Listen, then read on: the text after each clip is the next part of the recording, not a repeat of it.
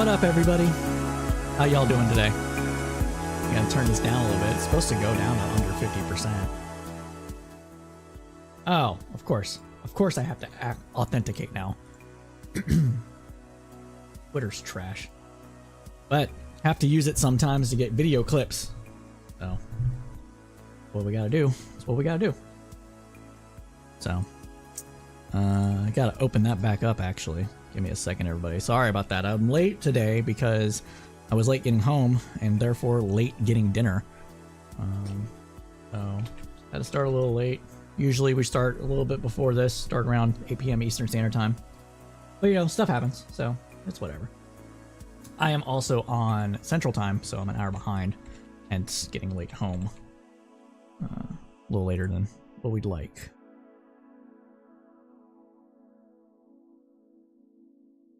Yeah, we're good. Sorry about that. Yeah, I normally start earlier. Sorry. Alright. But let's go ahead and start talking about stuff here. That's the wrong button. There we go. Excuse me. So let's start off with some announcements first. So for people that do not know, I will be debating Sean Fitzgerald, also known as Actual Justice Warrior, live in person in Irving, Texas on November 5th at 3 p.m. Eastern Standard Time with Modern Day Debates. We will be debating whether or not the left is soft on crime or not. And I'm sure that we're going to get more into the minutia rather than just like left soft on crime, because that's how these debates usually go. I am going to take the negative position. I'm going to say the left is not soft on crime, and we're going to get into it. So if that's something that you're interested in and are going to be in the Dallas, Fort Worth, Irving, Texas area, go ahead and come out to this show. Buy a ticket with Modern Day Debates, help fund that event, the conference center and all that stuff, and meet me in person. You know, if you're out there, let's meet out. Let's hang out. Again, November 5th, 3 p.m. Eastern Standard Time. Or I'm sorry. Yeah, I think it's Eastern Standard Time. Now, we're also going to be redoing Cipher State. Cipher State is a foreign affairs and foreign policy focused podcast, and we're going to do those more as series of a particular issue rather than anything that's happening going on. So what I mean by that is that, for example, Israel and Palestine are kicking off things again, right? Hamas attacked Israel. Israel's fighting back. Well, what caused this entire conflict to start? Let's go all the way to the beginning and understand how this conflict has evolved over the last 60, 70 years or so. We will talk about what Zionism is. We'll talk about what the Arab liberation movements are, how the British Mandate had an impact, how World War I and World War II had an impact on these things, how the Ottoman Empire had it, etc. And then we'll talk about what is happening today and what is likely to happen in the future in a series of podcast. So if that's something you're interested in, stay tuned to this channel for more of that information. Those will not be live broadcasted. Those will be recorded and posted on YouTube and wherever you get your podcast at, under the moniker of Crowdsourced Politics, still for now. We are also going to start interviewing people that are actively engaged in politics again, whether that be activism, left, right, center, doesn't matter. If you have something that you're trying to help people with through a political means, or even just regular old mutual aid or whatever have you, we want to interview you, we want to understand you. If that's something you're interested in, again, pay attention to this show, pay attention to this program. We'll be posting those up with for a particular focus in Austin, Texas, because that's where I live, but we'll also be going in other areas. And yeah, this show might be moving to Sundays. It seems like I don't have as much time during the week to do this show, and it's kind of getting in the way of things. It also makes us miss news that happens over the weekend, as well as the whole point that reason I started the show on Thursdays was to beat the big players into the analysis. So wanting to beat NPR to the weekly roundup, wanting to beat the Sunday news shows to their roundups and their interviews and things like that. Now that it's just me and one other person working on this project, it doesn't seem like other people are really interested in helping or starting a media company like we were originally trying to do. Moving it to Sundays might be better for both me and my partner on this, as well as give more time to work on things throughout the week and etc. So if this show does move to Sundays, It will still be posted up on YouTube and Twitch, and it will still be live streamed. It's just that we'll move from Thursday nights to Sunday afternoon, probably around 2 or 3 p.m. Eastern Standard Time for that as well. Maybe even a little earlier. We might do it at noon, depends on how I'm feeling. But that's what we're probably going to do.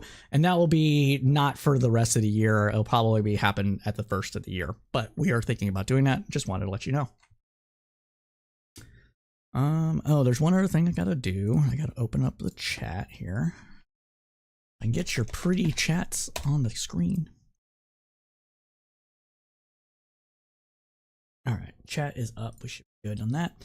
All right, so without further ado, let's go ahead and get into the show proper.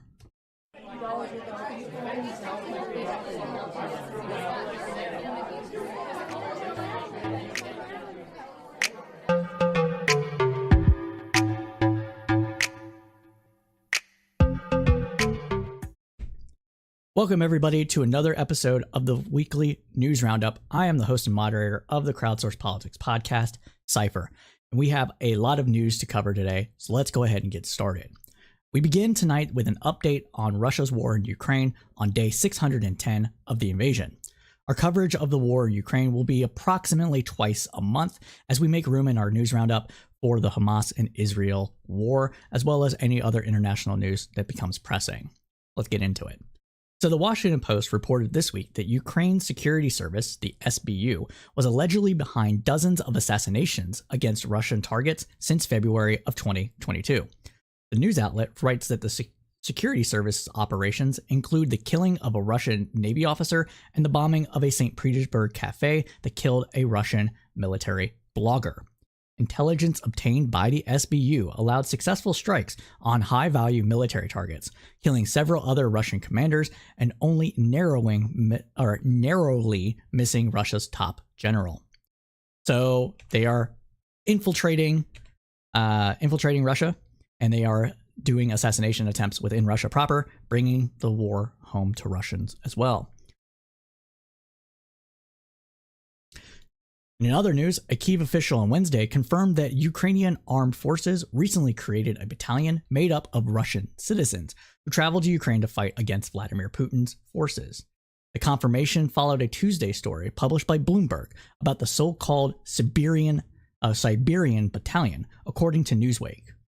The story detailed how the Siberian Battalion brought together dozens of Russians as well as people from ethnic minorities in Russia, all of whom are opposed to Vladimir Putin.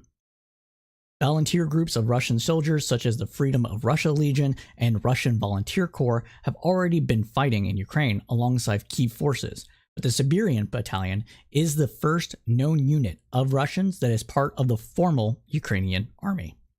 Quote, "We can confirm that the information about the creation of the Siberian Battalion, which operates in the ranks of the International Legion of the Armed Forces of Ukraine, Andriy Yuzvov, representative of Ukraine's Defense Ministry's main intelligence directorate, the GUR, told the Kyiv Post. The Siberian Battalion is said to be a new entity that will soon be used in combat. The members of the battalion are also reportedly volunteers who were not recruited from prisoners of war taken hostage by Ukraine. This is in contrary to what the Russian military forces were doing, specifically with the Wagner Group, specifically in contrary to what Russia was doing with the Wagner Group and Prigozhin's men. Now, along with citizens from Russia, the battalion also features ethnic minorities such as Yakuts and Buryats from eastern Siberia, according to Bloomberg. Yuzov said that all the members of the Siberian Battalion have signed military contracts and have undergone training. The troops were also assigned army call signs to protect their identities. The military official added that Ukraine plans to keep recruiting Russians to form more battalions. A separate story Sorry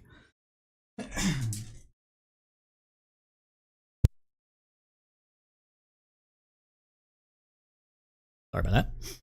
A separate story published by Reuters on Tuesday featured interviews with members of the Siberian Battalion talking about their motivations for fighting against the Kremlin forces. Russia claims that this is a different spot. So what we're seeing here is a bunch of Russian nationals and other people that have basically fled the Russia's recruitment efforts and the draft in order to fight alongside Ukrainians against the illegal invasion of Ukraine by Vladimir Putin. This is a morale boosting kind of exercise for this, as well as offering some modicum of additional help with the invasion. So Ukrainians are wise to utilize these volunteers in their army. Now, as we reported previously on this program, there is a group of Russian defectors who are Nazi adjacent that work with the Ukrainian army, and that is bad.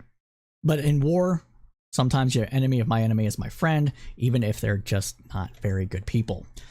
And that's to be understood. So we're not going to shy away from it, but we do understand it. Okay. Continuing on, though. So for their part, Russia claims it has tested its ability to deliver a retaliatory nuclear strike in an exercise involving the launch of missiles by land, sea, and air. News of the exercise was delivered on Russia State TV by the defense minister. The exercise followed Russia's parliament.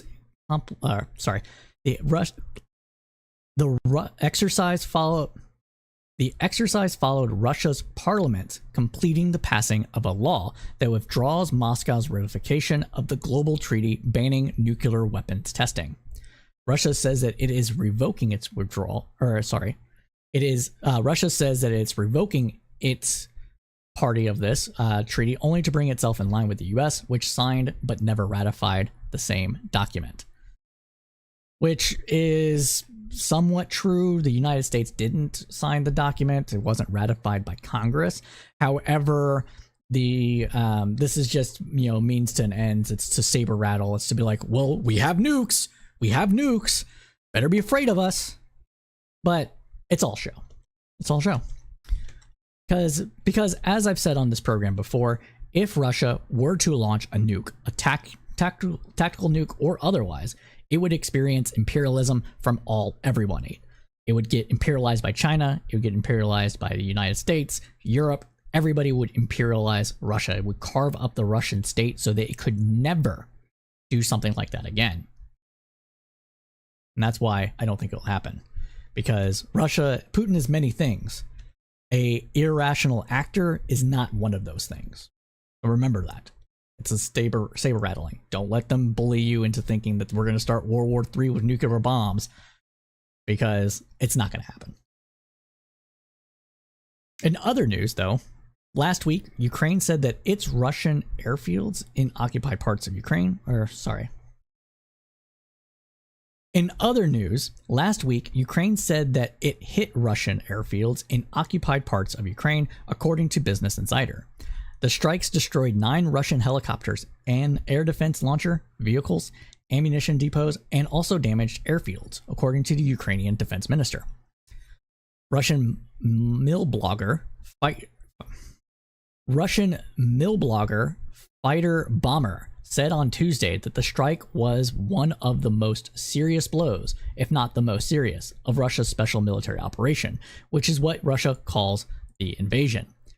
For people that don't know, military bloggers are people within, basically just hyper-focused on military exercises and fights. And this is a particular one that exists in Russia, runs a Telegram channel, etc. And basically talks up or talks shit about the Russian military, depending on which way the winds are blowing and how well the Russian forces are doing against Ukraine. So for him to say, for this kind of person who is very much pro-Russia, to say that this is a devastating blow is probably maybe exaggerated a little bit for effect in order to get Russia off its ass, but it does show where some of the people within Russia believe this war is going, or how this war is going.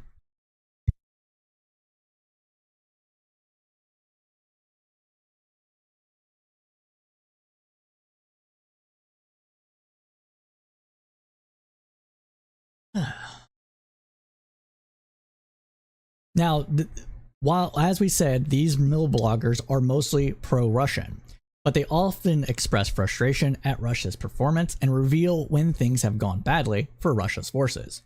Fighter Bomber, which has almost 400 subscribers on Telegram, has links to Russia's Air Force, Insider previously has reported. And finally, Radio Free Europe reports that the European Union's executive is set to present an assessment of progress made by Ukraine to its members on November 8th.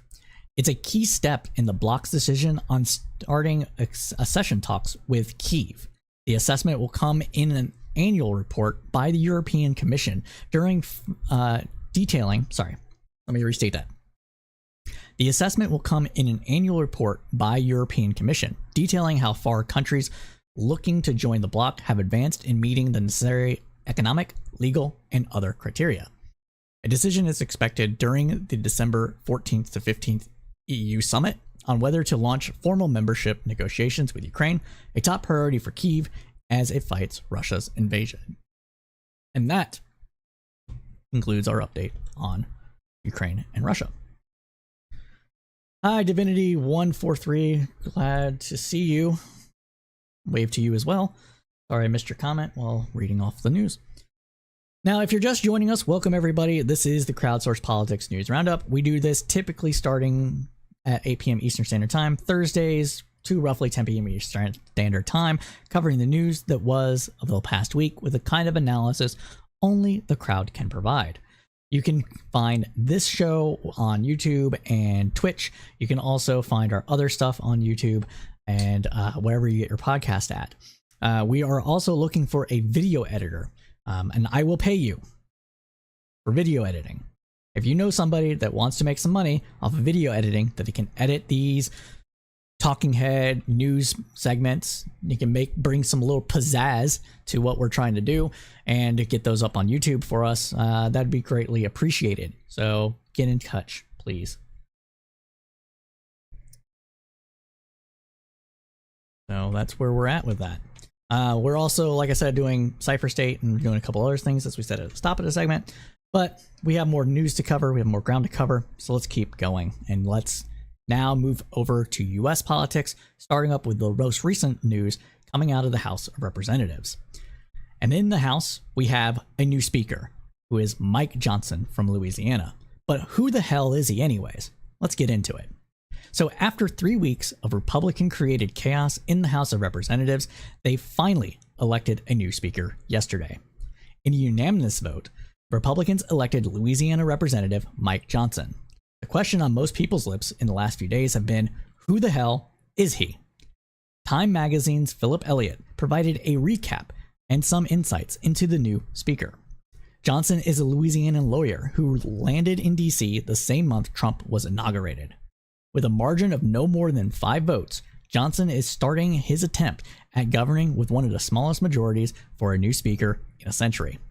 The 4th-term lawmaker from Shreveport, Louisiana, told his colleagues he would run the chamber, but by not really running it himself.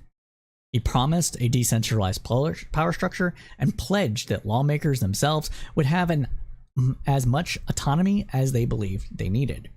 Even so, he has no plans to change the rule that allowed McCarthy's ouster at the hands of just a handful of troublemakers, which leaves Johnson in an equally precarious position. To listen to Johnson's folksy address yesterday, it is tempting to think Republicans had settled on a middle-of-the-road figure, someone who could bridge the deep divides between the parties and even fellow Republicans. Quote, I do not look forward to working with you on behalf of the American... Quote, I do look forward to working with you on behalf of the American people. I know we see things from different points of view, Johnson said, addressing both his new playground and specifically Democratic leader Hakeem Jeffries. Continuing on, he stated, quote, but I know that in your heart you love and care about this country and want to do what's right. So we're going to find some common ground. But will we? Will we actually find that? Well, let's get into it a bit more. So Johnson's hard right-wing views are likely to draw plenty of attention in the coming days, but he is not an extreme outlier among his fellow House Republicans. He became the vice chairman of the conference and earlier served as the chair of the Republican Study Committee, the conservative ideas factory inside the House. Colleagues described him as cordial, even to his political opposites. But Johnson is no Jim Jordan, and he is definitely no Matt Gaetz. No, Speaker Mike Johnson is a different kind of MAGA, but a MAGA nonetheless. Instead of being in-your-face aggressive, Johnson takes a choir master's lit and lies in wait until the right moment. While McCarthy dabbled in his share of election denialism after Joe Biden's 2020 victory, Johnson was among the biggest, if not loudest, defenders of Donald Trump. Johnson circulated a friend of the court brief in the House, collecting more than 100 signatures during a campaign that some found to be menacing, and on January 6 of 2021, he led the effort to keep Trump in power. He has told colleagues that the Biden presidency is one that will have an asterisk attached to it. Asked about his election denialism on Tuesday, Johnson did not answer. His colleagues, though, told the reporter to shut up and booed her. Democrats were quick to point out Johnson's opposition to abortion rights, LGBTQ rights, and even funding for veterans and Ukraine. An ABC News examination of public records, news reports, and documents showed that the extent of his opposition is vocally for limiting gay rights, including same-sex marriage and healthcare access, calling same-sex marriage and the like just an affront to God. More or less, not in those exact words, but that's what he said. He has voted against bipartisan legislation to codify same-sex marriage. Human Rights Campaign President Kelly Robinson, in a statement to ABC News, called Johnson, quote, the most anti-equality speaker in U.S. history, while also noting that his past support for efforts to overturn the 2020 election. Like we said, he was one of Trump's lawyers, pretty much. That's what he was.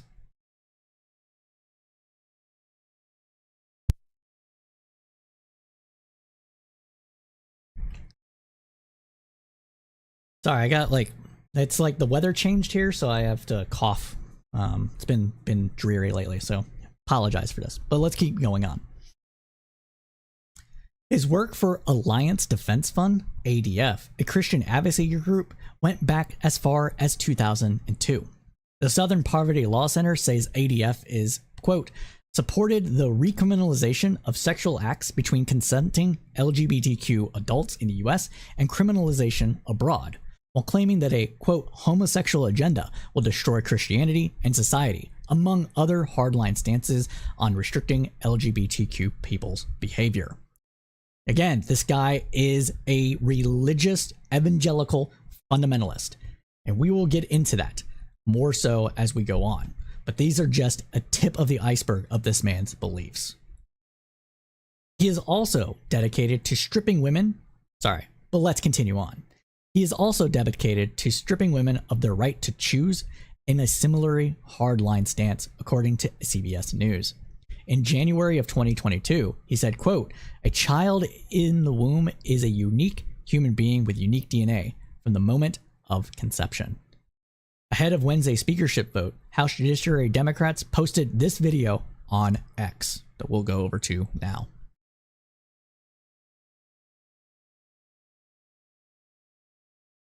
Roe v. Wade gave constitutional cover to the elective killing of unborn children in America, period. You think about the implications of that on the economy.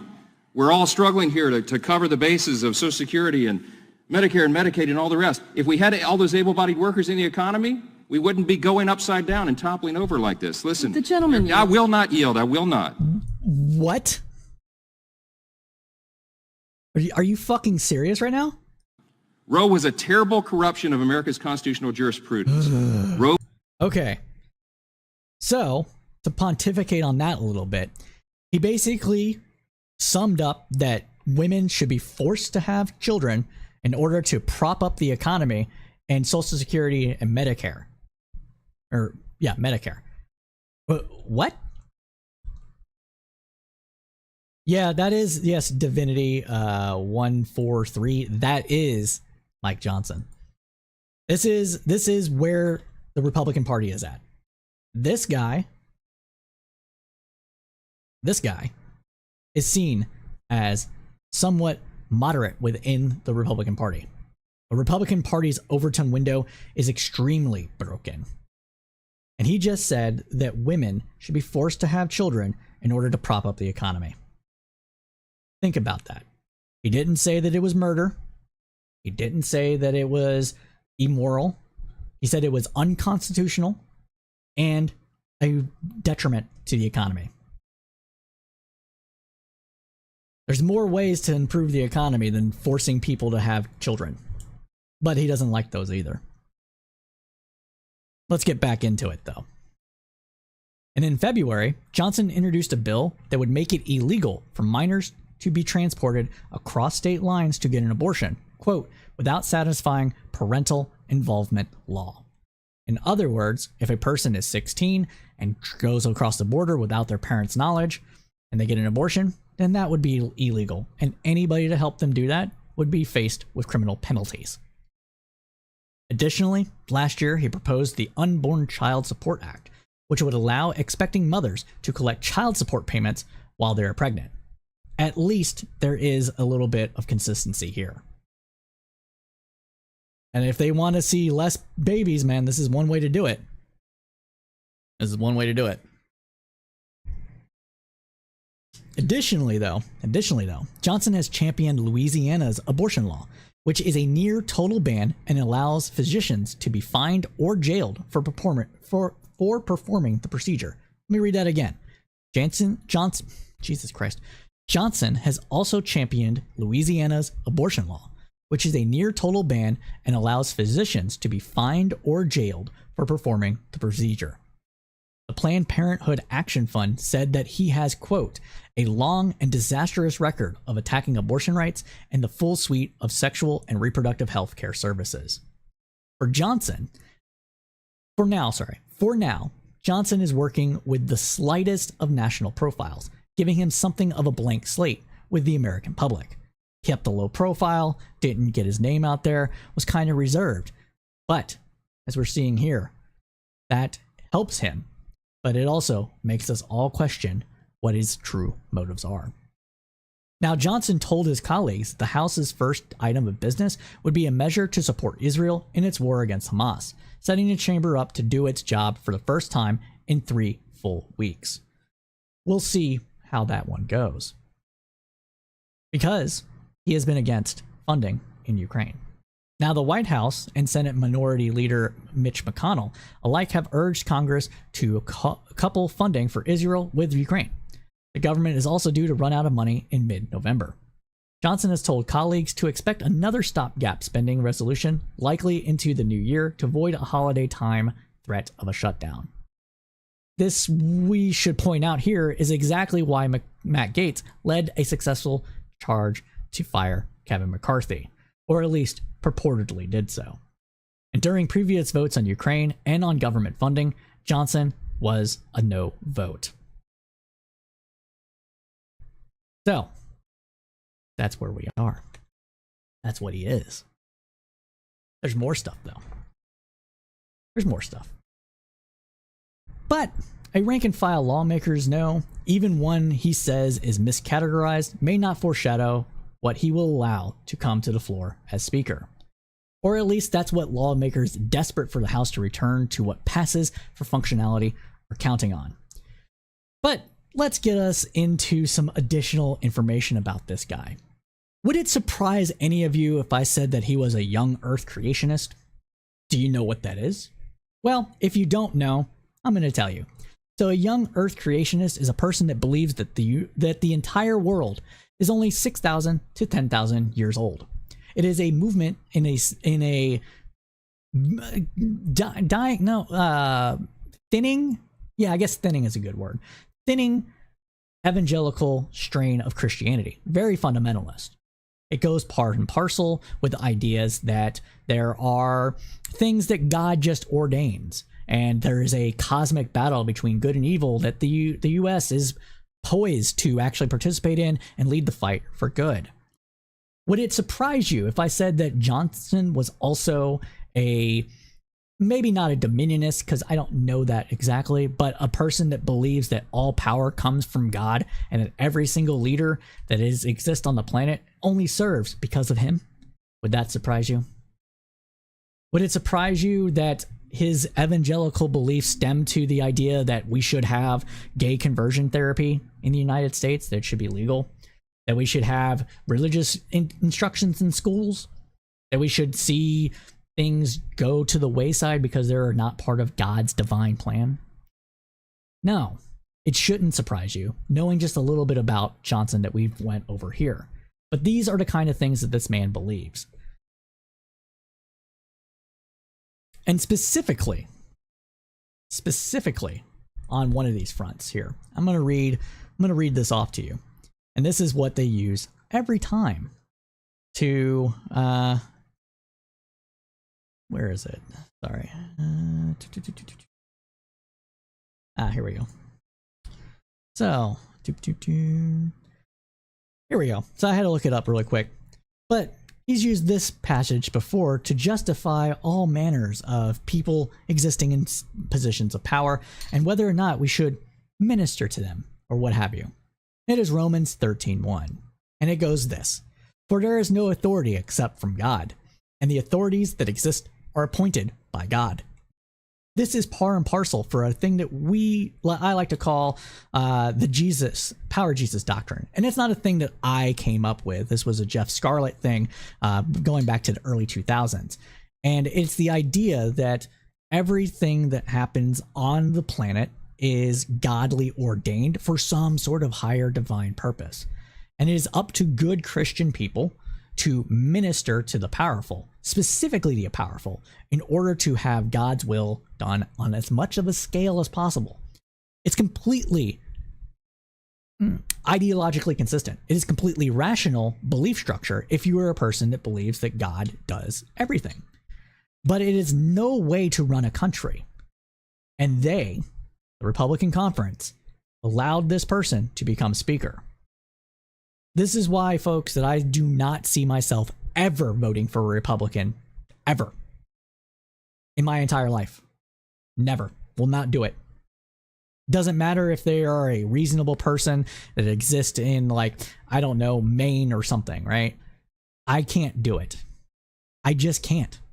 There's far too many of these people within that conference that have power that the rest of them support that leads me away from them.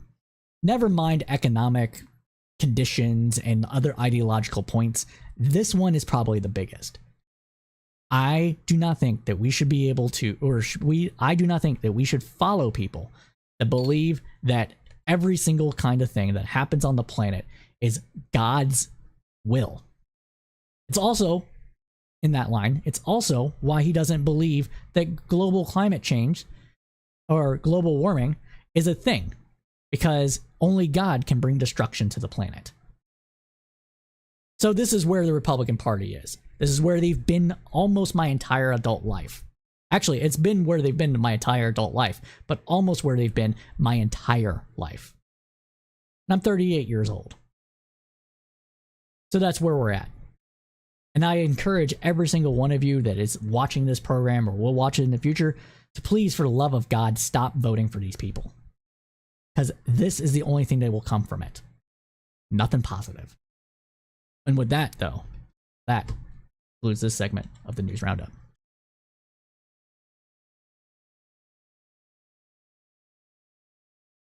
Getting your comments, Divinity. Yeah, why wouldn't God do global warming? He did a whole flood. True. Divinity, my co-host, is very MAGA. I hear these ideas a lot. Your co-host? Oh, who you co-host with? What's your deal? I don't know what you do. Cool.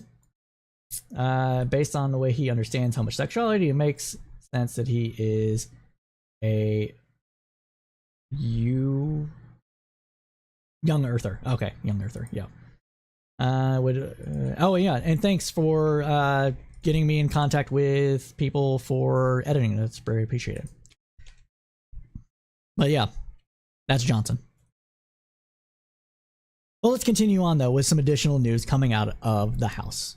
So, The Hill reported that Democratic Representative Jamal Bowman of New York was charged with a misdemeanor on Wednesday for pulling a fire alarm in the Cannon House office building during last-second government funding votes late last month. The New York congressman said that he pulled the alarm by mistake in an attempt to exit the building and quickly made his way to the House floor to vote. Republicans accused him of attempting to create a distraction to delay the vote, which he has denied. On Wednesday, Bowman's office said that the congressman made an agreement with the D.C. Attorney General to withdraw the charge in 3 months if he writes an apology to the Capitol Police and pays a $1,000 fine. House Administration Committee Chairman Brian Steele, Republican of Wisconsin, said that he would launch an investigation into Bowman's conduct himself. New York Republican Representative Nicole God dang, these are definitely hard names to pronounce. Nikki, I didn't get a chance to look at them. What is this? How do you pronounce his name? Pronounce. Sorry, I can't pronounce stuff. I was not hooked on phonics because hooked on phonics is not hooked on me. No, don't share. I want to hear it. Nicole Maliotakis. Maliotakis. Okay. So Maliotakis, let me restate that. Oh, why did it go to the top? What? Damn it. Hold on, my stuff's going all over the place now. Alright, come back here. So Nicole Maliotakis introduced a resolution to expel Bowman from the House over the incident. Let me just reread that whole thing. Sorry. So New York Republican Representative Nicole Maliotakis introduced a resolution to expel Bowman from the House over the incident, and others said he should resign. Former President Trump said Bowman should be prosecuted and imprisoned for pulling the alarm. Okay, I mean, no, don't go to prison for pulling a fire alarm. That's not what happens, even during a vote in Congress. Like, I don't believe the guy's story, okay, but it's not prison worthy. Come on. Notice how it's always prison worthy for Democrats, especially some Democrats. Just saying. Now, Bowman has denounced Republicans for their harsh criticism of him. Quote, I think we all know that Republicans will attempt to use this to distract everyone from their mess. But I look forward to putting this behind me and to continue working hard to deliver for New Yorkers, he said yesterday. And that concludes this segment of the Roundup.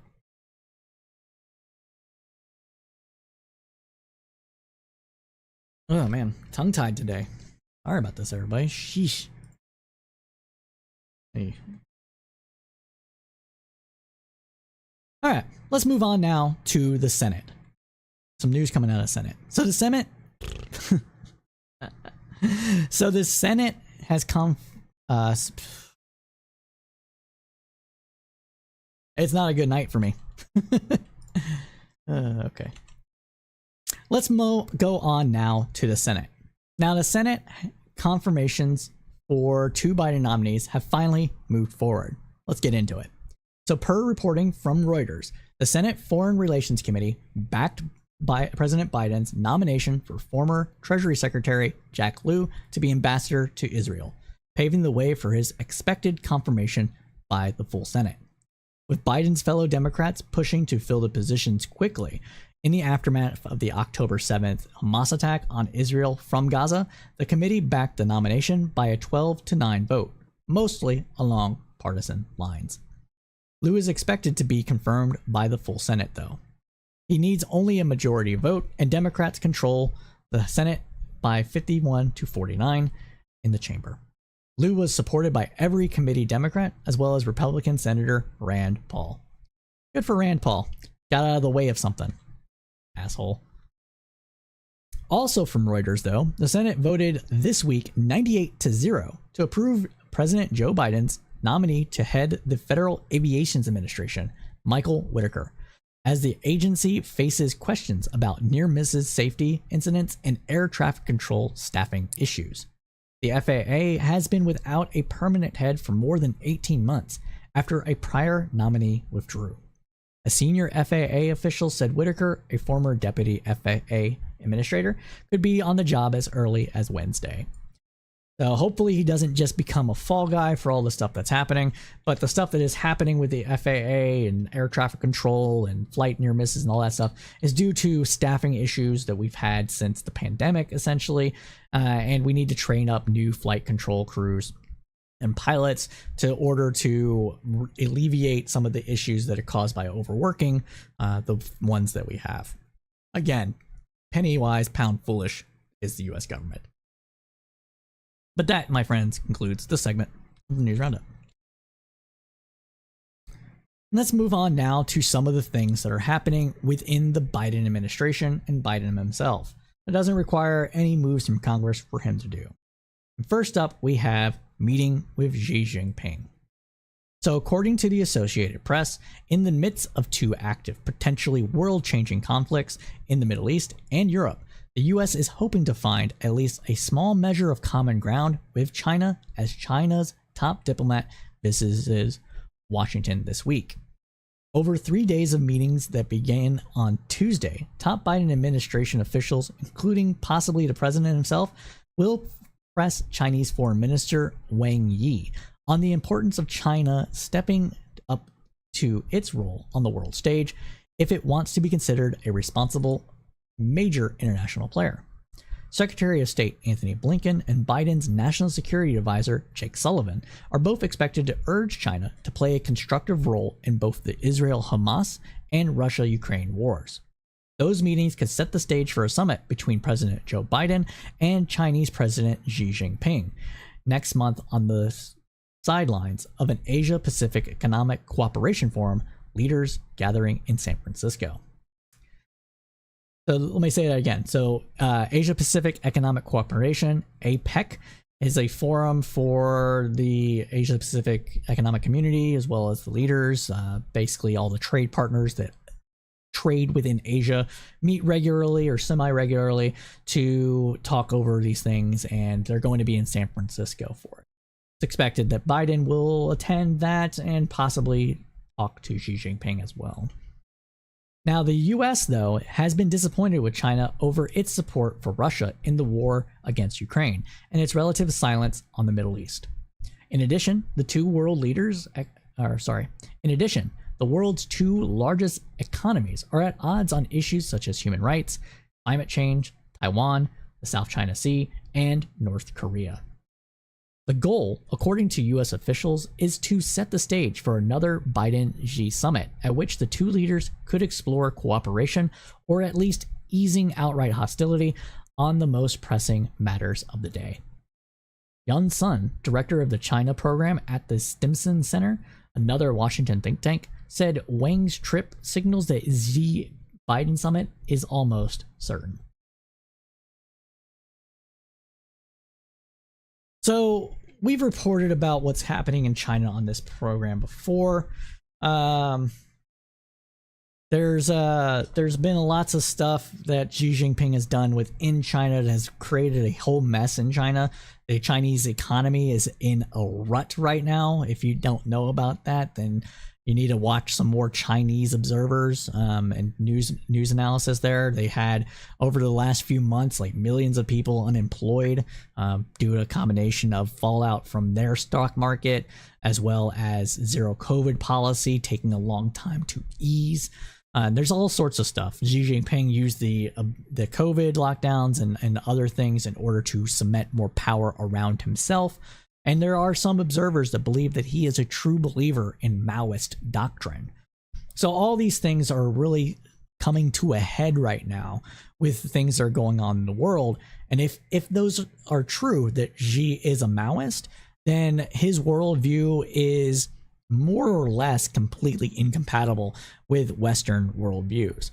So that's why these kind of talks around what can we agree on and, stabilizing the world, making China a bit more of a player in how the world order is sustained could be a way for us being the world to get partly out of this mess by having another partner that, basically says, hey, don't do that. Don't invade countries. Don't attack civilians, things like that. So these meetings are important. I don't know if there'll be something. Sorry, I don't know if there'll be something positive to actually come out of this in the long term. Whether or not this will lead to, I don't know, a détente between the United States and China, as well as having China help pressure on Iran and Russia to stop Hamas from doing what it's doing, or maybe make some deals with Israel to help alleviate some of that stuff. I don't know if that's what's going to happen. I'm leaning on the side that it's not, but that doesn't mean that there isn't hope for it to happen. I lean that it's not going to actually lead to anything long term, but there's still the possibility for that. And I'm not one of those people that believe that China was directly involved with the Hamas attack. I don't believe Russia was directly involved in the Hamas attack. I think this was all Hamas. Iran had something to do with Hamas, probably with training and providing equipment, but Iran directing this attack, I also don't believe that that's the case either. So I don't really see anything I don't see anything major coming up with that. So that's where we're at with that.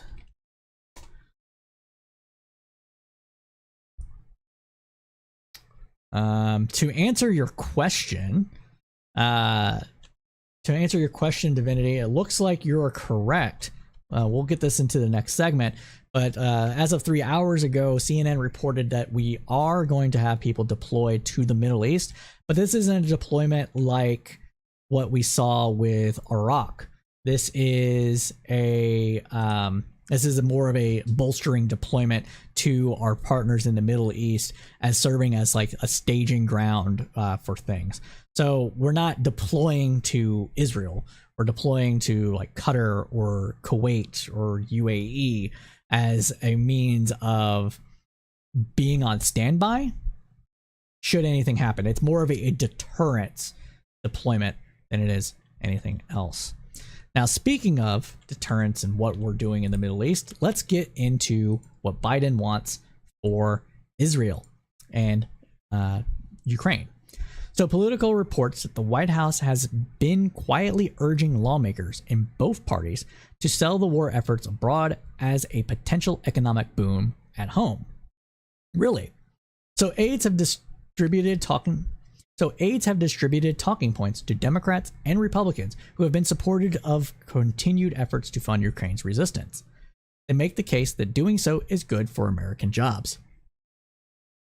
The push was just previewed publicly in President Biden's Oval Office address last week, with the White House trying to invoke patriotism to help convince holdout Republicans not just to help Kyiv, but to pass a major package that includes funds for Israel as well.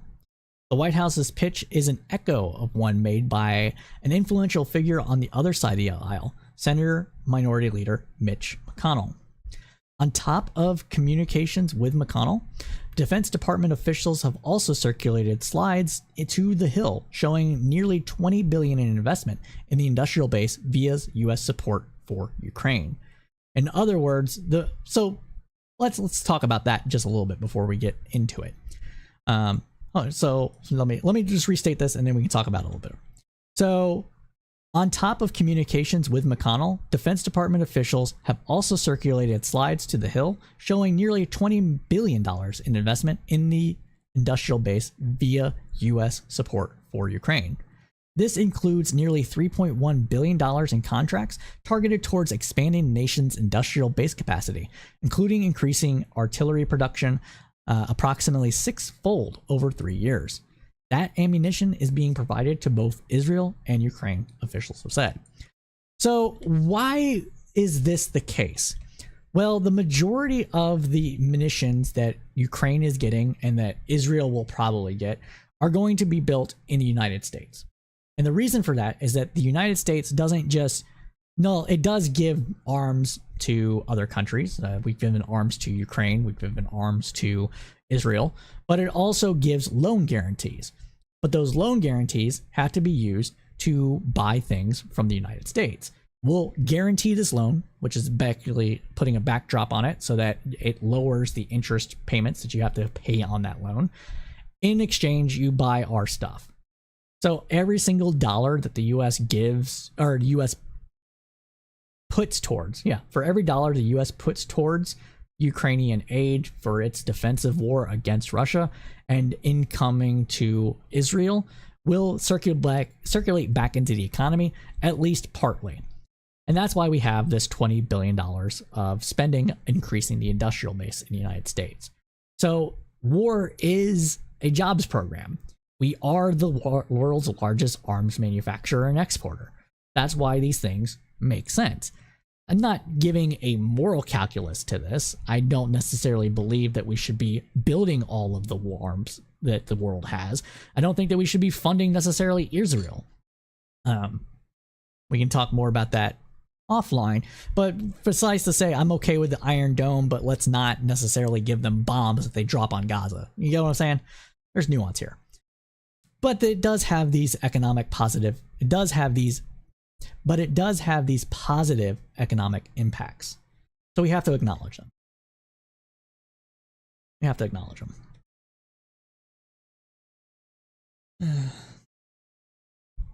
Not only that this money makes it back into the US, but it flows through red states such as Texas, Arkansas, and Alabama, and electoral battleground states like Arizona, Pennsylvania, and Nevada.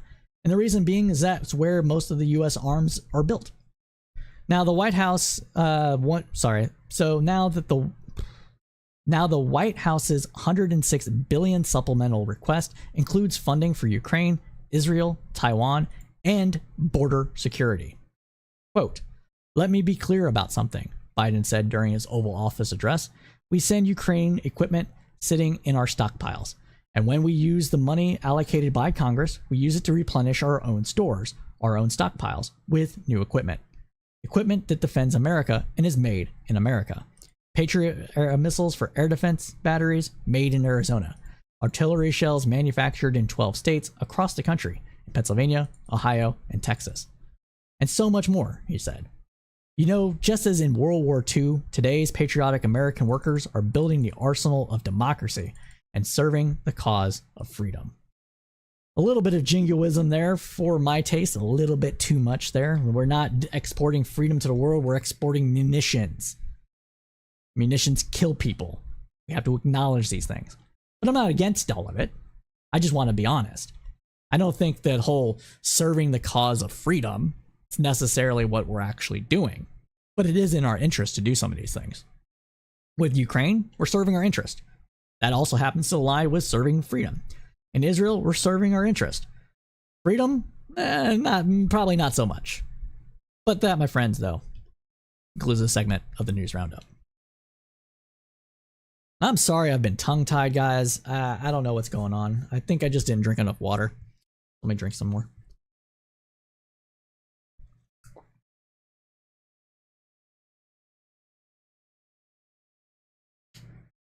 Up my shoulders. Alright. Let us now move over to talk about SCOTUS. And we're always going to use SCOTUS blog here because it gives us the ability to quickly recap something and pontificate when we need to. So let's go ahead and get into it now about cases affecting the US now in the SCOTUS. Big social media / misinformation decision arriving. Big social media / misinformation decision arriving late on a Friday afternoon by way of the Supreme Court's shadow docket. And as most of you know, we don't always get a vote count on shadow docket decisions, but we do know today that 3 of the court's conservative justices disagree with the decision.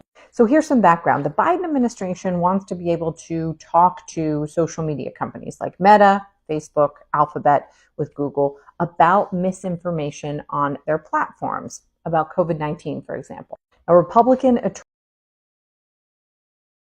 So this was a lot of stuff that was going around the Twitter files, and a lot of people, and there was one judge, at least in Texas, said that this was amounting to censorship because the government has an implicit threat anytime it talks to anybody about anything.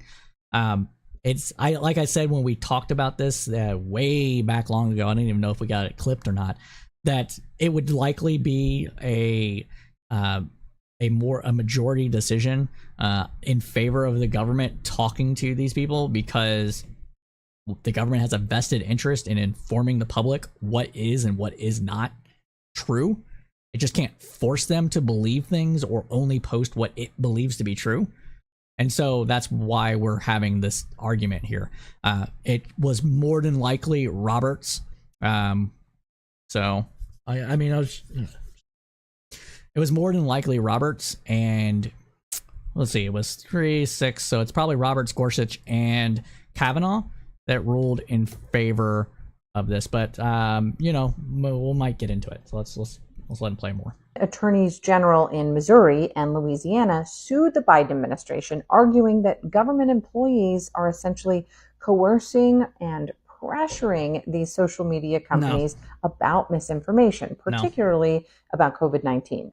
They say that the government interfering in this way violates free speech, and a federal judge agreed with them, ruling that the Biden administration was not allowed to communicate with these companies about removing certain content and these types of posts. So the Biden administration went to the Supreme Court and said, this is a big problem, and this judge's order places unprecedented limits on our ability to combat misinformation and on the FBI's ability to protect national security. Now, the challengers argue, look, this is a core First Amendment issue, and the government is effectively censoring content that they disagree with. No. Going to a company and telling them, hey, we believe this is true, okay? We think this is what should happen, and the company then deciding to do that thing isn't censorship. It isn't coercion. The simple act of the government talking to people isn't in and of itself coercion.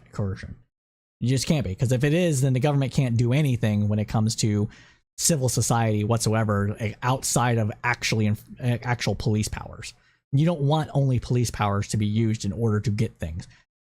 It would slow everything down, you know. And you know, the government doesn't need to send a warrant for every time it wants to talk to somebody. That's dumb. It's dumb. It also makes like regular government workers potentially doing anything on their own to be government speech, and that's asinine too. It's just, the whole thing is just kind of stupid.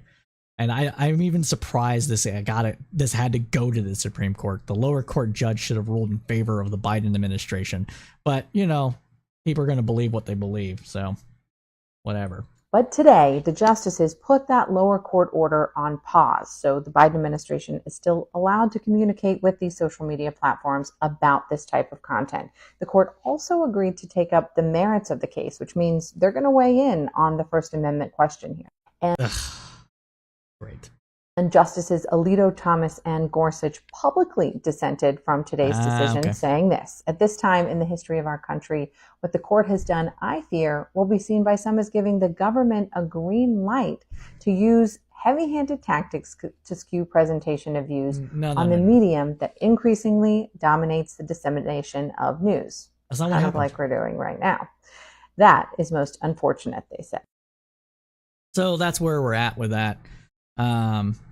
The whole thing with this, like I said, it's kind of stupid, to be frank. Like,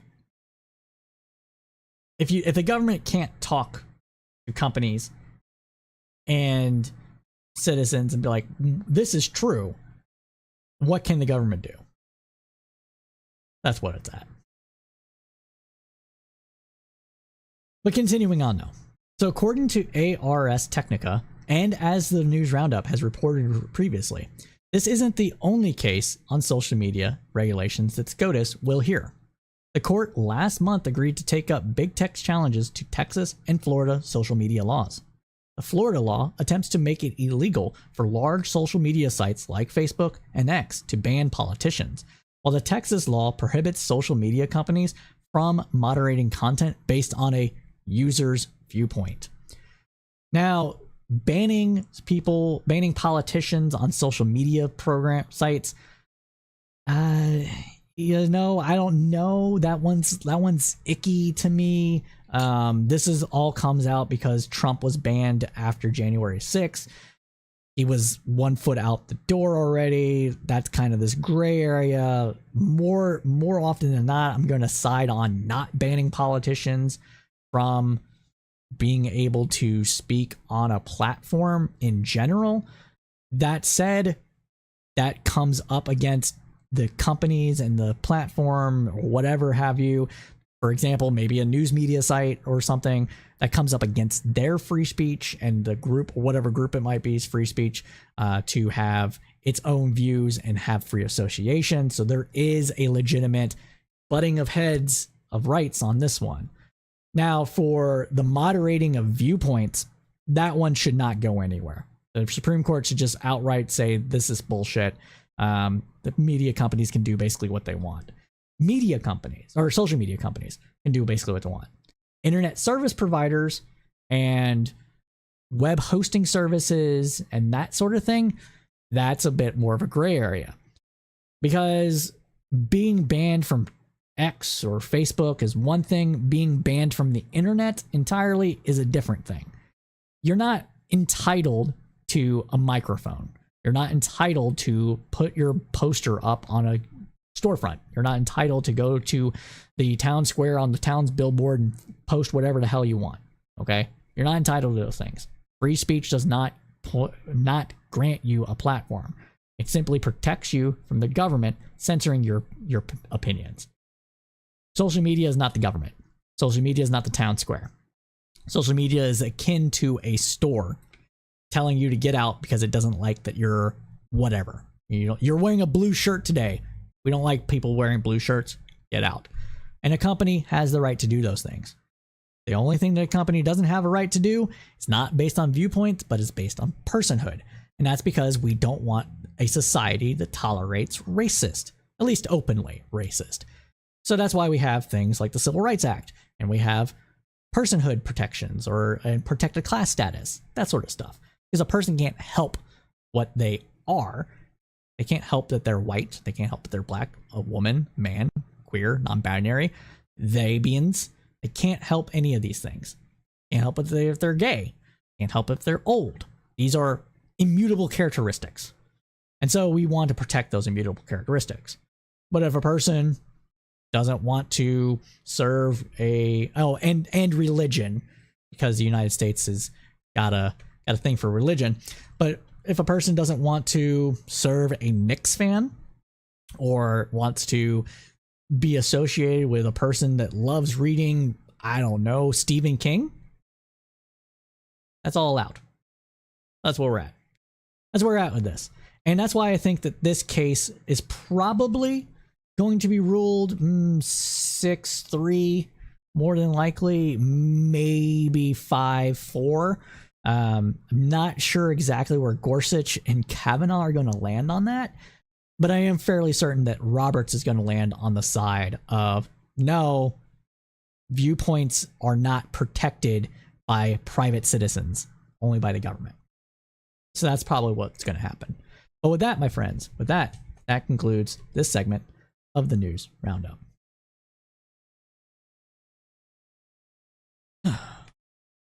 Make sure we're not missing any comments here. Nope, no comments missed. Good. What else? What else we got? Well, alright. So we have a quick little snippet of economic news here for y'all. So let's go ahead and get into some economic developments that have happened over the last week or so. So per Reuters, Ford auto workers were set to head back to work after the United Auto Workers, the UAW, union reached a tentative labor deal with the company late on Wednesday. Ford was the first of Detroit's big three car manufacturers to negotiate a settlement to strikes joined by 45,000 workers since mid-September. The UAW will now turn its attention to talks with General Motors and Chrysler's parent Stellantis. The agreement, which still must be ratified by union members, includes a 25% wage hike over the life of the. So the agreement, which still must be ratified by union members, includes a 25% wage increase over the life of the 4.5-year contract, and the elimination of lower pay tiers for workers in certain parts of operations at Ford.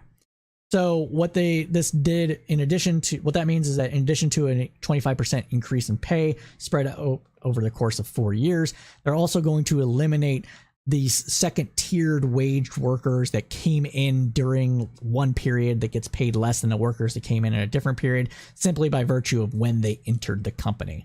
And so that's a good thing. That's going to lead to pay raises for hundreds or thousands of workers, in addition to the 25% overall. Good thing on this. Good job, union. You did good. Now, the deal amounts to total pay increases of more than 33% when compounding and cost of living mechanisms are factored in, the UAW had said. Fantastic. This is the reason that I say this is fantastic is because the UAW and the union workers gave up a lot during the Great Recession in order to help the companies stay afloat during the Great Recession.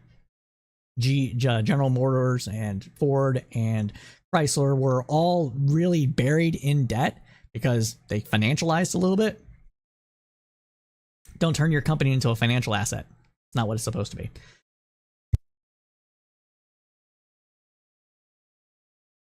But they financialized a little bit. And so the workers are like, hey, we get it. Stuff, it's hard right now. We're going to be there with you. So we're going to give up our guaranteed pay raises for the next 4 or 5 years. We're going to give up this, that, or whatever. And they never got it back. The companies exited the Great Recession roughly around 2012 or so, which is when the big push for new cars and stuff started happening. And the company never upheld its end. The companies never upheld their end of the bargain, which was to pay back some of those benefits that were lost due to wanting to stay afloat. The union workers did what people say all the time about, conservatives say all the time of like, well, if you're a company owner, you'd be taking a pay cut, but you're not, so you don't get as much rights when it comes to company stuff. The workers did. They gave up a lot. And so they're trying to get some of that back. And they're winning on this because companies are profitable, labor is tight, and these companies are going to end up moving to electric vehicles, and they're going to need workers, and they're going to need all this other stuff. And it's about time. It's about time. But finishing up, though, the Ford contracts stand as a significant victory for labor. One of many reached this year as workers have walked out or threatened strikes in various industries such as rail, entertainment, shipping, and casinos. GM and Stellantis in statements yesterday said that they were working to secure agreements as soon as possible. So go union. Union strong, man. Fucking love it. Love it. We'd like to see workers getting their just pay increases. It's about time. Good on them. And finally, in other economic news, the U.S. economy grew at its fastest pace in nearly 2 years in the third quarter as higher wages from a tight labor market helped to power consumer spending, again defying dire warnings of a recession that have lingered since 2022. Gross domestic product increased at a 4.9 annualized rate last quarter, the fastest since the fourth quarter of 2021, the Commerce Department's Bureau of Economic Analysis said in its advanced estimate of third quarter GDP growth. Economists polled by Reuters had forecasted GDP rising 4.3% rate. In other words, we're still seeing a hot economy. Like, don't get me wrong. I have to say this every time. Inflation sucks. I get it. Especially if you haven't gotten your pay raise this year yet, or didn't get a pay raise at all. I completely understand. We have to acknowledge the reality, though, that the economy is actually doing fairly decent in terms of jobs, in terms of making money, in terms of returning on investment, all those things. Yeah, you're not going to have another banner year of 2021 where stock market went through the freaking roof. Okay? It went up like 30%. It's still up 10% despite the fact that it dropped almost 20%. Still 10% above where it was at the start of pandemic, somewhere around there. and people are still getting pay raises. People are starting to make more money in pay raises than they're losing to inflation. So expect some of that to come back. That's why we're at this. Again, though, inflation is terrible. I 100% get it. Especially if you have kids. If you're a person with kids and you have inflation, you haven't gotten a pay raise since last year, you are struggling a bit more than you were last year. I get it. I emphasize with you. This is why I say join a union. This is why I say if you have the ability to do so, join a union. It's the only way that you're going to be able to push for your pay raises, absent threatening to quit and getting hired somewhere else. That's another almost guaranteed way to get a pay raise. Transfer jobs. You can be in the same industry, go to a different company.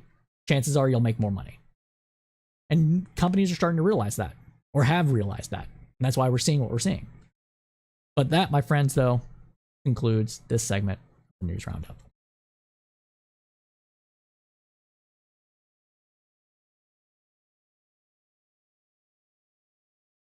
All right, what do we got else? We got...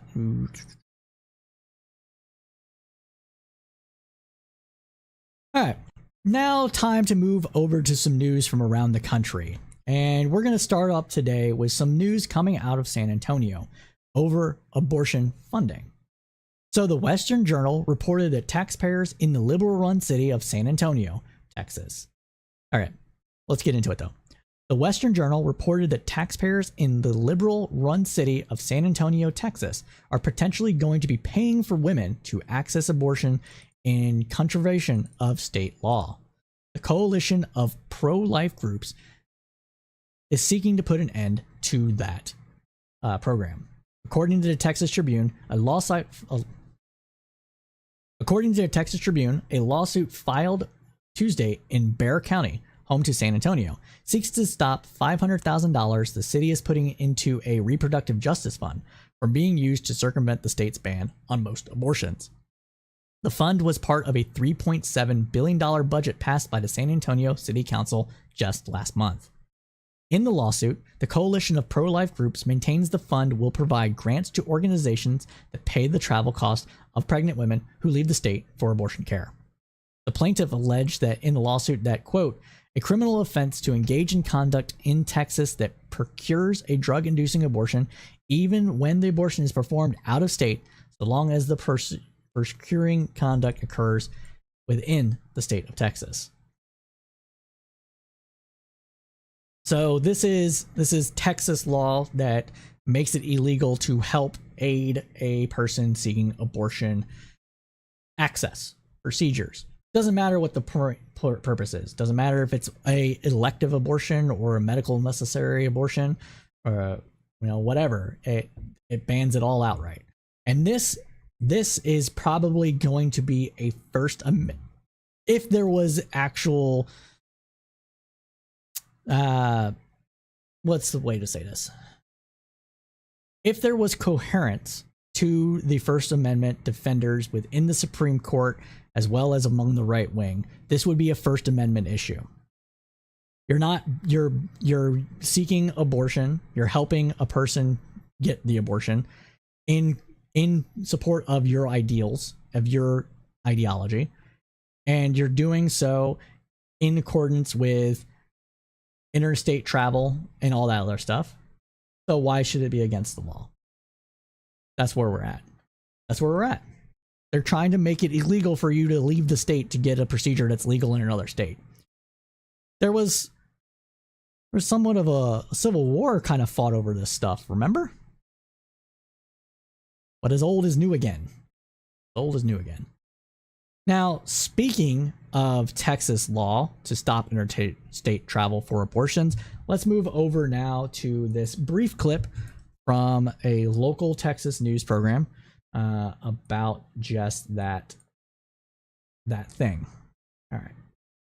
A fourth county in Texas has now implemented an abortion travel ban on its roads. Lubbock County is the most recent to implement this ban, which prohibits people from traveling on county roads to help someone get an abortion.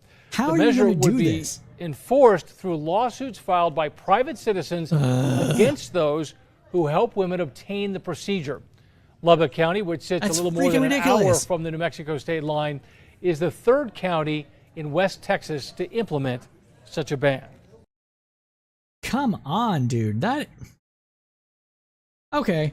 So what we have there is a city or a county government saying, no.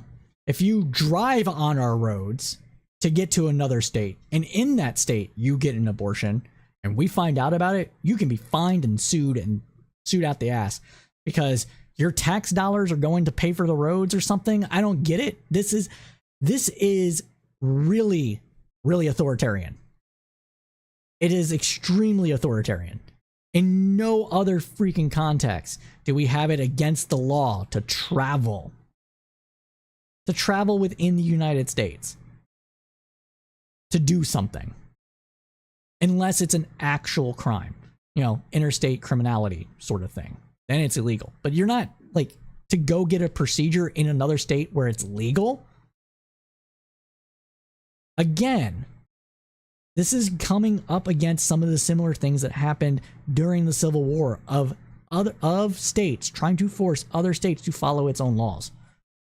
What's next? You take a plane, and because you're in the skies and you're using air travel, you're going to be held accountable for that. Are you going to sue the airline for providing the flight? Are you going to sue the bus company for providing the ticket? Come on. Well, let's talk about the law a little bit here.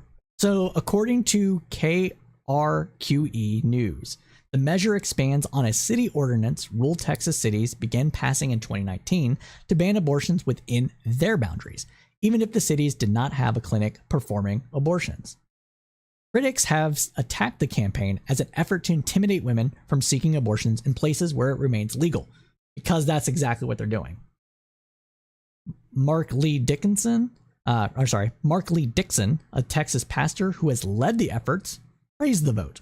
Of course it was a pastor.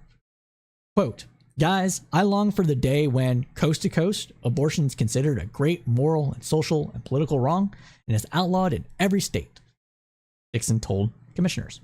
Dixon was quoted by Scripps News reporting as saying, quote, quote, Dixon was quoted in Scripps News reporting as saying, quote, "This really is building a wall to stop abortion trafficking."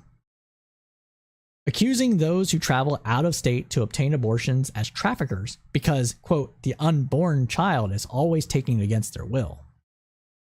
Jesus fuck, bro. So I guess women don't have rights to their body. That's just where we're at. I've been saying that's where we're at a lot in this segment. Stop saying that. But it really is.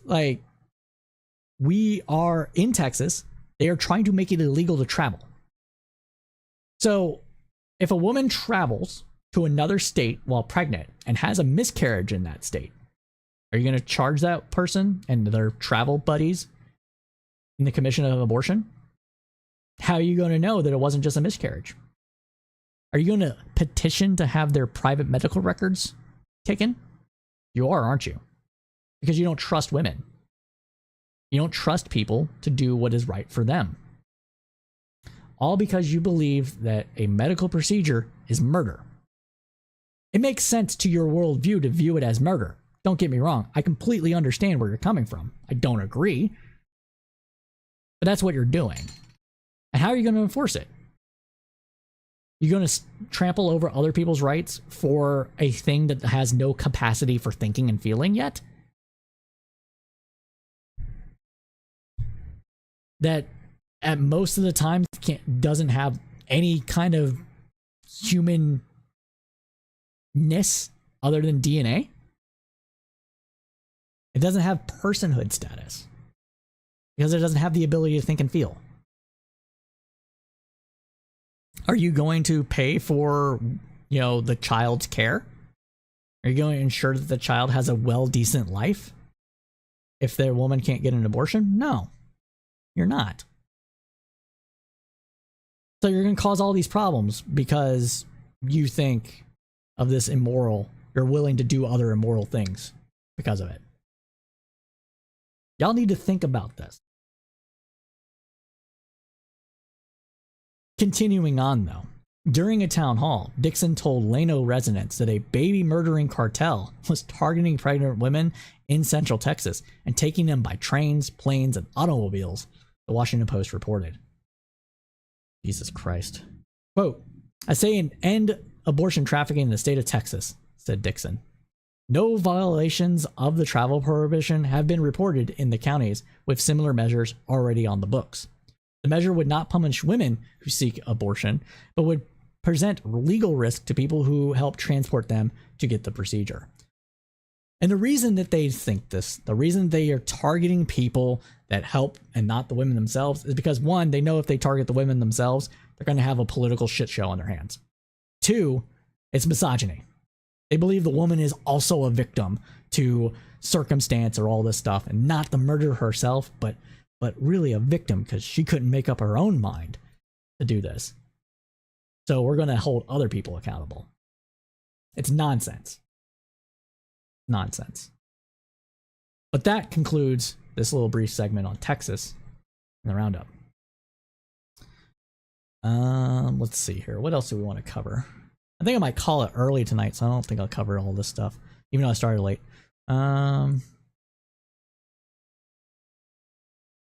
right, let's go up to some Trump news bites here. Let's go up talk about the Trump RICO case, because you have some good news coming out of that for anybody that's liberal anyways. So per Boston Globe's opinion piece by Scott Lee, this was a week when the worms turned. Turned state evidence, that is.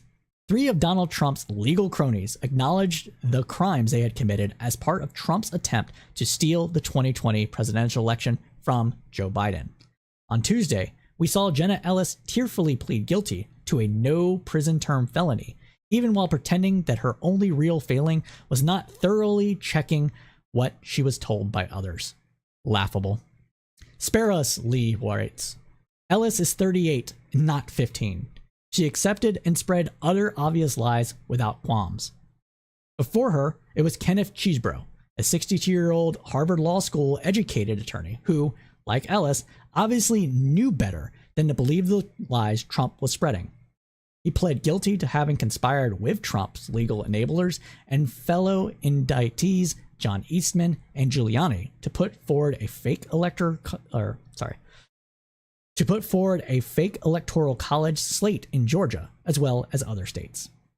According to his lawyer, Chesebro never believed Trump's big lie, but he pushed him anyways.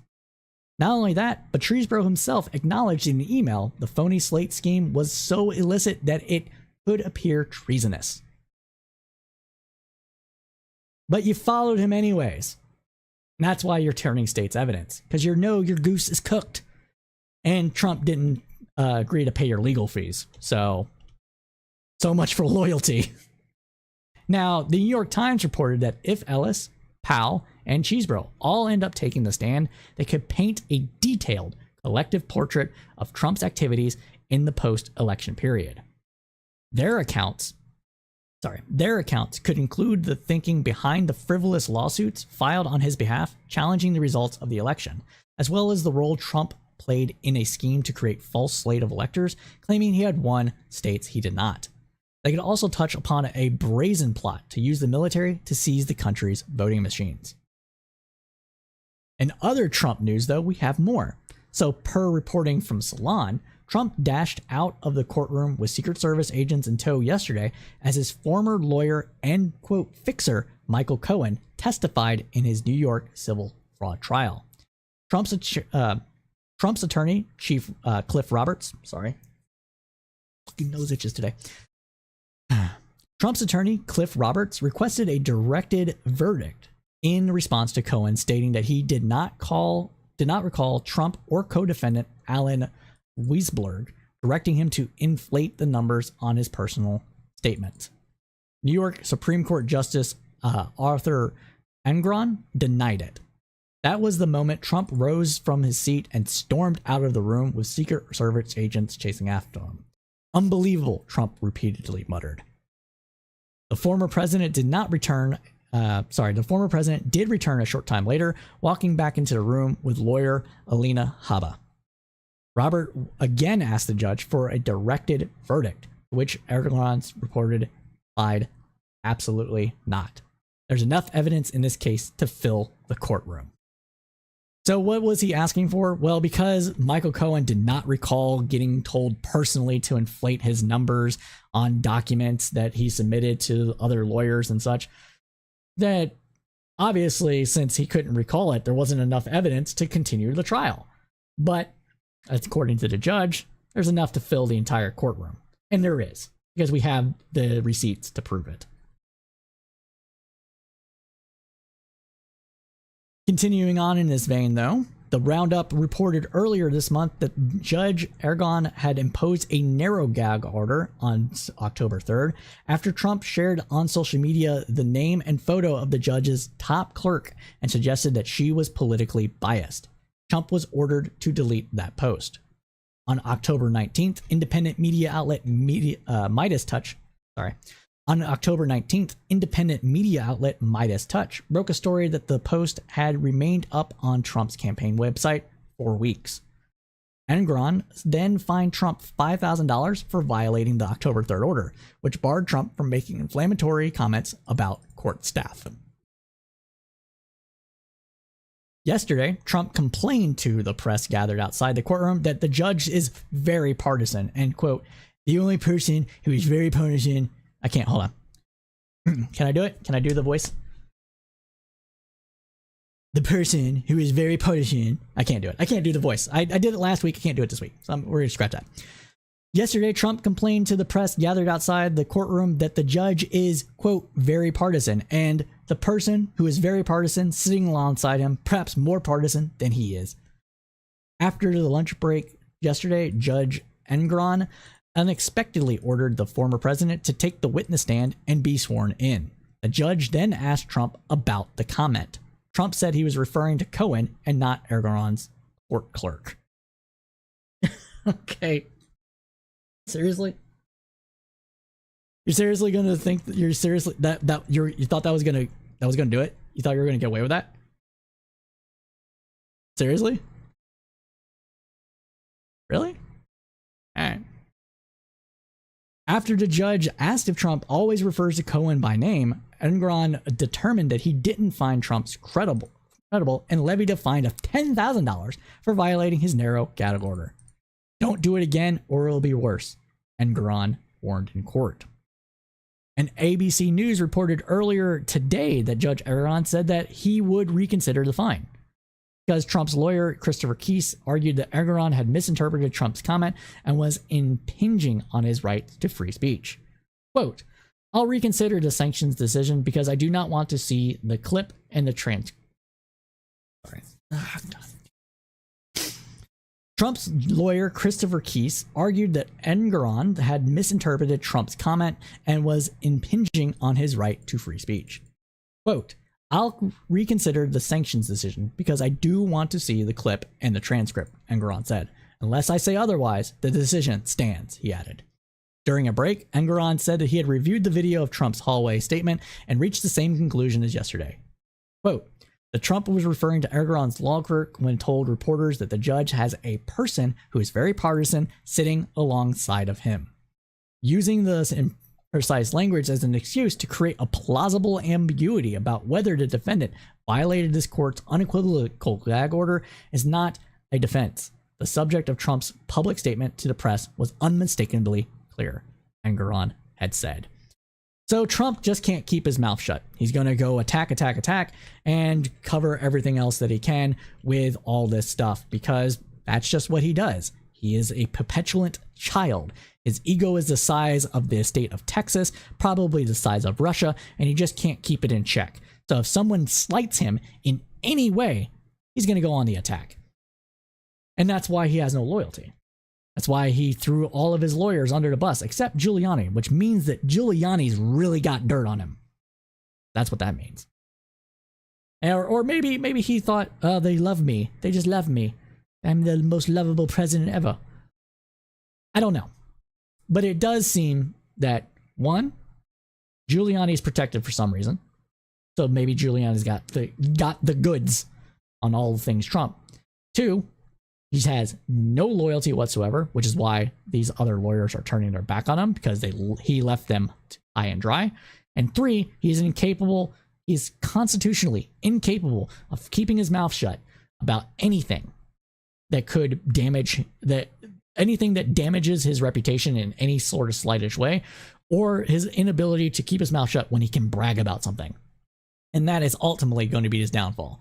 Not partisan politics, not partisan politics, not the crooked media coming after him, not the deep state coming after him. No, it'll be his own childish nature. But with that, my friends, that concludes this segment of the News Roundup.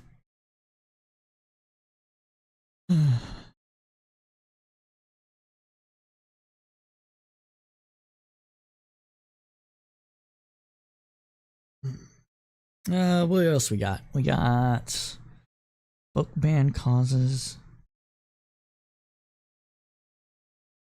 I think this is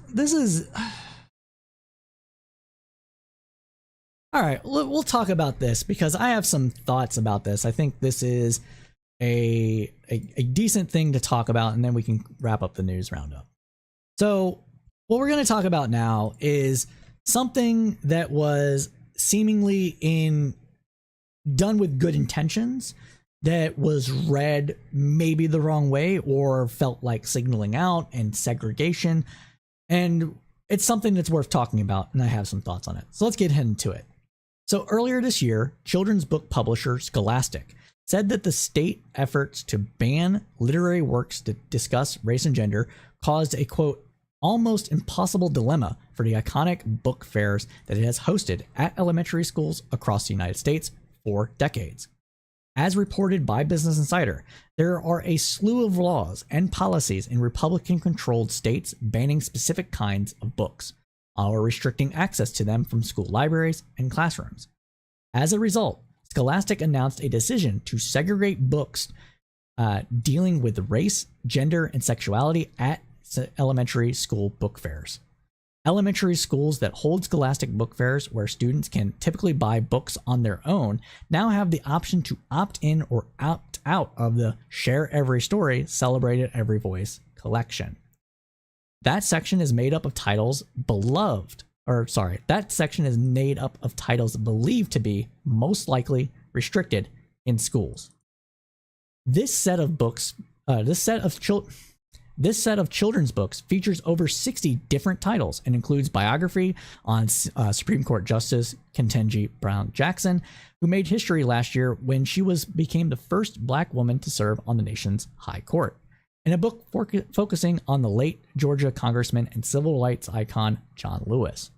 Other titles in the catalog viewed by Insider include ABC's of Black History, All Are Welcome, I Am My Ancestors' Wildest Dreams, You Are Loved, Speak Up, and I Color Myself Different. Quote, there is now enacted or pending legislation in more than 30 states prohibiting certain kinds of books from being in schools, mostly around LGBTQ+ titles and books that engage with the presence of racism in our country, Scholastic said in a statement. It added, continuing on, quote, because Scholastic book fairs are invited into schools where books can be purchased by kids on their own, these laws create an almost impossible dilemma: back away from these titles or risk making teachers, librarians, and volunteers vulnerable to being fined, sued, or prosecuted. We don't pretend this solution is perfect, but the other option would be to not offer these books at all, which is not something we'd consider, the publisher continued. More than 40% of all books bans in the U.S. in the year 2022 to 2023 school year occurred in school districts in Florida, according to a report by PEN America, a nonprofit that advocates for free expression.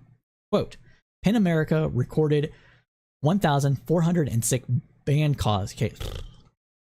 Quote, PEN America recorded 1,406 book bans cases in Florida, followed by 625 bans in Texas, 333 bans in Missouri, 281 bans in Utah, and 186 bans in Pennsylvania, the report said. But that caused a giant kerfuffle. kind of making sense, honestly, now that we understand the case a bit better. Because if they gave the schools the ability to opt in or out of this, and they're segregating the books, then you create a divide, and those are in separate sections, right? So makes a bit sense. And it seems as though Scholastic has corrected course on this. So we're going to talk about that as well. Now, after storm of criticism from authors, illustrators, library advocates. All right.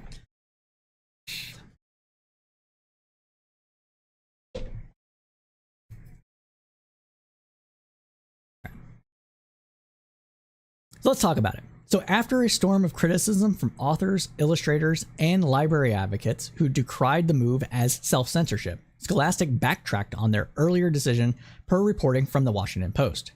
The course change was announced by Scholastic's trade publishing president Ellie Berger in a letter sent Tuesday to authors and illustrators. Berger called the decision to segregate diverse books as a mistake and issued an apology to the company's clients, librarians, parents, and readers who were hurt by our actions. Annie Sparksman, a spokesperson for Scholastic, said in a statement that the company now understands that Annie Sparksman, a spokesperson for Scholastic, said in a statement that the company now understands that separating the collection has caused confusion and feelings of exclusion and that the company was searching for a more inclusive way forward. Quote, as we reconsider how to make our book fairs available to all kids, we will keep in mind the needs of our educators facing local content restrictions and the children we serve, Sparkman wrote. The publisher will discontinue the Share Every Voice, Share Every Story. The publisher will discontinue the Share Every Story, Celebrate Every Voice collection in January. More than 1,500 authors and illustrators signed a petition last week calling on Scholastic to end the program, decrying the segregation of diverse titles as harmful and wrong. A post-analysis of more than 2,500 pages of books challenged, filed nationwide in 21 to 2022 school year, showed that the majority of targeted books are by and about LGBT individuals and people of color. And the majority of those challenges, 60%, came from just 11 adults. As we've reported on the news roundup before, those 11 adults are kind of like a mask for the amount of people that are actually involved in this process. Essentially, what they'll have, Moms for Liberty or Moms for Censorship is what we should call them, will have like petition writing. They'll have petition writing group parties, similar to how like you'll have like a petition your congressman, sign these note cards or whatever, right? And they'll all fill out the petitions, but only one person will sign the petition to challenge a book, to shield the other people from being exposed, because these are public records. In other words, they're cowards. Okay. So it's wrong, but we shouldn't assume that it's only 11 adults doing this. They're 60% of it. It's more. It's more. I don't know how much more it is, how many more people it is, but they're cowardly. They're trying to hide behind anonymity, and it should be illegal. Honestly, if you have more than like 10 petitions from a single person, you'd be like, is it really you signing this, or is this somebody else filling this out and wanting to challenge this book as well? I don't know. There's, again, First Amendment, freedom of expression, yada, yada, yada. But stop being a fucking coward. That's all I want. I want to know who you are. You should be willing to talk about your beliefs and feelings, especially if you're trying to stop those, especially if you're trying to force those beliefs and feelings on other people by banning books in schools. Again, cowardly. Now, at the same time, though, states' laws and school district policies restricting school libraries and librarians are proliferating. By the start of the last school year, at least half a dozen states had enacted laws giving parents more power or more control over which books appear in libraries or limiting student access to them. And in recent years, at least 7 states have adopted laws threatening librarians with imprisonment for providing obscene and harmful books to children. So again, this is just pure, unadulterated nonsense. Okay, what this boils down to is that there is parents' rights and there are children's rights. Okay. Children, once they reach a certain age, their rights should be more focused on than the rights of the parent to impose their will upon that child. Parents, as I've said before, have more responsibilities over children than they have rights over the child. A child still has the right to learn information. They still have the right to express themselves. They still have the right to do certain things. Okay? And those things include knowing and learning about issues that a parent might not agree with. A parent's right doesn't supersede the right of a child to learn, to interact with other people, to get to know the world. Okay? It just is that way. Parents have responsibilities, children have rights. They come in conflict every once in a while. You tell the younger a child is, the more you err on the side of parents' rights. But as the child gets older, as they approach their teen years, then it starts to become what are the rights of the child that should be focused on. And things like book banning is a bridge too far. But that, my friends, concludes this segment of the News Roundup. All right. Now, if this is the first time you've watched this show, you don't know that we like to end our News Roundup with some news of the weird. And this week's News of the Weird is in honor of Halloween.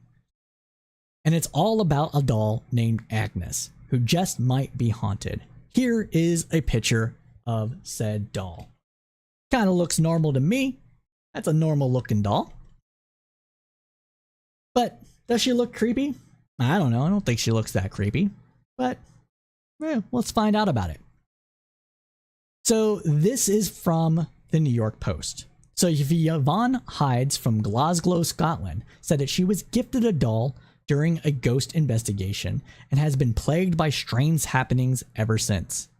Hides works for a company called the Scottish Ghost Company, which has 80 years of experience in the field of paranormal research and ghost tours, according to their website. Ever since taking the doll home, Hyde said that she heard loud knocking and footsteps, and she said objects in her home are mysteriously moving from place to place. She believes the doll, which she received during an investigation at Easter House, Previn Hall, is haunted. And here's a video of just some of the things that happened after Hydes brought Agnes home. Oh. All right. We'll let you be the judge whether this is real or fiction. On the floor too. Oh, what the Could be a draft. Oh, can't open it. baby, it's not opening! What the baby! Baby, come home from work now!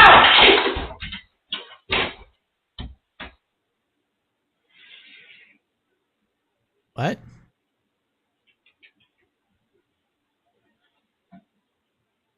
Okay.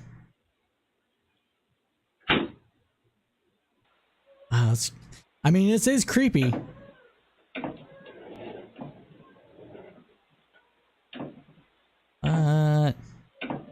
It's like a horror movie. Like a horror movie.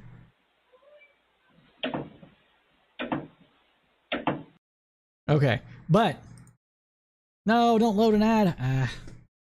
Poppycock. Friday on Fox. Hey, stop it. But my friends, I mean, anyways, you saw that. I think there was some bad acting in there, but it's fun to talk about. But my friends, I'm sorry to say that we are out of time. We know you liked what you heard because you stuck with us to the end, so please smash that like button for the algorithms. It really does help us out.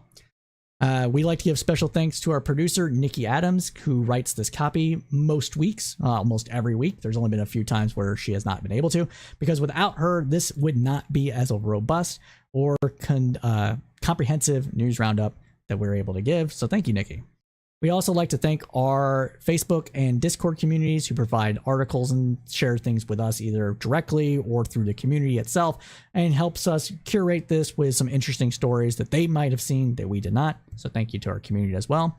If you want to join that community, you can again hit us up on Discord, link above or below depending on where you're watching this, and the like. We're also, like I said, we're doing other podcasts. We're going to start Cypher State back up, debating Actual Justice Warrior, aka Sean Fitzgerald, on November 5th at 3 p.m. in Irving, Texas. So you should be checked into that, and other projects of the like. But like we say at Crowdsource Politics, though, keep your head up through the political storm.